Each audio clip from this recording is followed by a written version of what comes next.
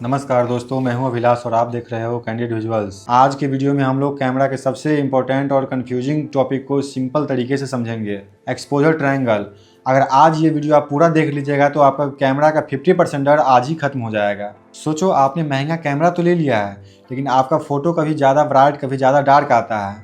Problem camera में नहीं होती है, प्रॉब्लम होती है एक्सपोजर ट्रायंगल ना समझने की। हम लोग इसे 7 सेक्शन में समझेंगे। सेक्शन 1, हम लोगों को सबसे पहले ये समझने की जरूरत है कि एक्सपोजर होता क्या है। एक्सपोजर का सिंपल मतलब है कि फोटो या वीडियो कितनी लाइट रिसीव कर रही है। अगर लाइट ज़्यादा होगा तो फोटो या वीडियो ब्राइट होगा, अगर लाइट कम होगा तो फोटो या वीडियो डार्क हो जाएगा। हमें चाहिए परफेक्ट एक्सपोजर, ना ही ज़्यादा ब्राइट और ना ही ज़्यादा डार्क। सेक्शन 2, एक्सपोजर ट्रायंगल क्या है। एक्सपोजर ट्रायंगल 3 चीज़ों से मिलकर बनता है। पहला है आईएसओ, दूसरा है शटर स्पीड, तीसरा है अपर्चर। ये तीनों एक दूसरे से कनेक्टेड होते हैं। अगर एक चीज़ चेंज करोगे तो तीनों पर इफेक्ट पड़ता है। जैसे अगर हम शटर स्पीड बढ़ाएंगे तो हमको अपर्चर कम करना पड़ेगा या आईएसओ बढ़ाना पड़ेगा। Section 3, ISO.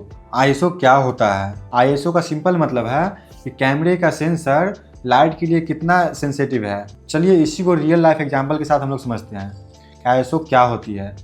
आप सोचिए कि अभी हम धूप में हैं, और तो धूप में है तो हमारे आँखों को थोड़ा कम रोशनी चाहिए, मतलब कम लाइट चाहिए। और वहीं अगर किसी अंधेरा कमरे में रहेंगे तो हम लोग के आँख को ज़्यादा लाइट चाहिए। बस उसी तरह ये भी है, फुटेज भी होता है, मतलब कैमरा भी वर्क करता है कि कैमरा में अगर ज़्यादा लाइट होगा तो फुटेज ज़्यादा ब्राइट हो जाएगी, तो वो भी अच्छा नहीं लगेगा। अगर लाइट कम रहेगा, आईएसओ कम रहेगा तो फोटो डार्क हो जाएगा, तो वो भी अच्छा नहीं लगेगा। तो हम लोग को ये भी परफेक्ट होना चाहिए। बिल्कुल वैसे ही आईएसओ का काम है। हम लोग समझते हैं कि आईएसओ का वैल्यू कब क्या रखना चाहिए। दिन के टाइम आईएसओ को हम लोग को 100 से 200 ही रखना चाहिए, और उससे ज़्यादा करेंगे तो फोटो ब्राइट हो जाएगा। और सबसे बड़ी बात है कि अगर ज़्यादा आईएसओ करके रखेंगे तो मेरा फुटेज में गेन्स भी आने लगता है, जैसे नॉइज भी आने लगता है। अब आईएसओ ज़्यादा कब रखना चाहिए? अगर लाइट कम हो तो रात के समय में हम लोगों को आईएसओ बढ़ाना चाहिए, लेकिन ज़्यादा बढ़ाना भी सही नहीं होगा, क्योंकि ज़्यादा आईएसओ अगर हम कर देते हैं तो फुटेज या वीडियोज में नॉइज आने लगता है। बिगिनर सबसे बड़ा गलती करते हैं कि आईएसओ को बिना ज़रूरत हाई रखते हैं। हमेशा कोशिश करो कि आईएसओ को जितना हो सके उतना कम रखे। Next section 4, shutter speed time का कंट्रोल। शटर स्पीड डिसाइड करता है कि आपके कैमरा का सेंसर कितना देर तक ओपन रहेगा। सिंपल लैंग्वेज में समझते हैं कि शटर ज़्यादा टाइम तक ओपन रहेगा तो कैमरा के अंदर लाइट ज़्यादा जाएगी, और शटर कम टाइम तक ओपन रहेगा तो कैमरा के अंदर लाइट कम जाएगी। फास्ट शटर स्पीड, जैसे 1/500 या 1/1000, ये शटर स्पीड हम लोग कब रख सकते हैं? तो अगर हम लोग रनिंग कर रहे हैं, या कोई बर्ड्स का पिक्चर ले रहे हैं, या हम लोग स्पोर्ट्स मतलब कुछ खेल रहे हैं, या चाहे हम लोग डांस में हैं, डांस का शूट कर रहे हैं, तो उस टाइम में हम लोग को शटर स्पीड इतना रखना चाहिए, क्योंकि वो मोशन है, उस मोशन को हम लोग को फ्रीज करना है। एग्जाम्पल के लिए अगर कोई साइकिल चला रहा है, अगर हम लोग का शटर 100 है, तो अगर साइकिल चला रहा है जो लड़का, उसका हम फुटेज क्लिक करेंगे तो फुटेज जो है घिसा जाएगा, मतलब घिसा टाइप का फोटो आएगा। वहीं पे अगर शटर हम लोग 500 कर लेते हैं तो वो जो फुटेज रहेगा वो परफेक्ट आएगा। अब आते हैं हम लोग स्लो शटर स्पीड, 1/30 या 1/10। ये शटर स्पीड हम लोग कब रख सकते हैं? अगर जैसे वाटरफॉल हो गया, वहाँ पे हम लोग अगर 1/30 या 1/10 रख करके फुटेज अगर क्लिक करते हैं तो फोटो ब्लर आता है, तो देखने में सुंदर लगती है। या चाहे कोई ज़्यादा लाइट लगा हो, वहाँ पर लाइट ट्रायल्स, उस समय हम लोग 1/30 या 1/10 करके हम लोग फुटेज ले सकते हैं। बिगनर का सबसे बड़ा मिस्टेक, वो लाइट की वजह से शटर कम रखते हैं, जैसे 1/100 या 1/50, और उस टाइम फुटेज लेते टाइम अगर उनका हाथ थोड़ा भी हिल जाता है, मतलब शेक हो जाता है, तो फुटेज शेकी आ जाता है, मतलब फुटेज ब्लर आ जाता है। लेकिन उस सिचुएशन में उनको या चाहे ट्राइपॉड यूज करना चाहिए, या चाहे उनको फास्ट शटर यूज करना चाहिए, ताकि उनका फुटेज परफेक्ट आए या ब्लर फोटो नहीं आए। अब आते हैं हम लोग सेक्शन 5 पे, अपर्चर, जिसे डेप्थ ऑफ फील्ड बोला जाता है। अपर्चर का मतलब होता है लेंस का ओपनिंग साइज, जितना ज़्यादा ओपन उतना ज़्यादा लाइट। अपर्चर में एफ नंबर होता है, हम लोग एफ नंबर का कन्फ्यूजन क्लियर करते हैं। अपर्चर जितना कम रहेगा लेंस का ओपनिंग साइज उतना ज़्यादा रहेगा। अपर्चर जितना ज़्यादा रहेगा लेंस का ओपनिंग साइज उतना ही कम रहेगा।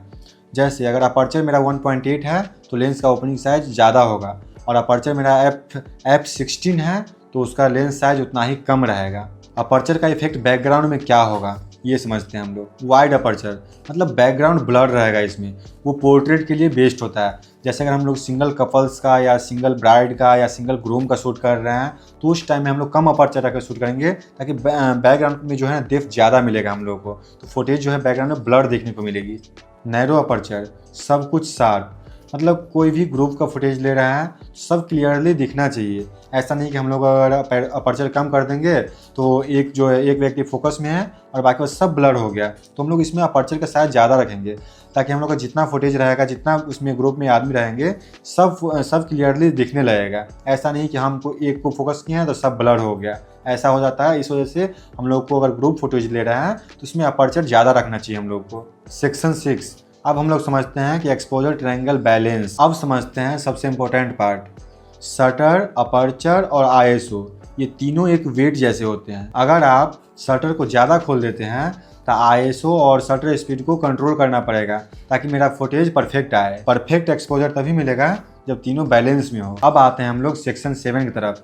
बिगिनर के लिए बेस्ट सेटिंग क्या है? अगर आप बिगिनर हो तो सबसे पहले अपर्चर डिसाइड करो, देन शटर डिसाइड करो, उसके बाद आईएसओ सेट करो ताकि आपका फुटेज या वीडियोज परफेक्ट आए। अगर आप चाहो तो शुरुआत में अपर्चर प्रायोरिटी मोड यूज कर सकते हो, जो कैमरा में ए या एवी मोड करके शो दिखता है। उसमें अपर्चर प्रायोरिटी मोड क्या है?